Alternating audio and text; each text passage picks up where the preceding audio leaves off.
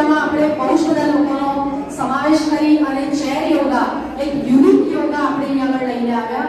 તો એવા સરસ ટ્રેનર્સ કે આપણા માટે ખૂબ દિવસોની મહેનત કરતા હતા, એમનું આપણે સન્માન કરવા જઈ રહ્યા છીએ. વર્ષાબેન ગજેરા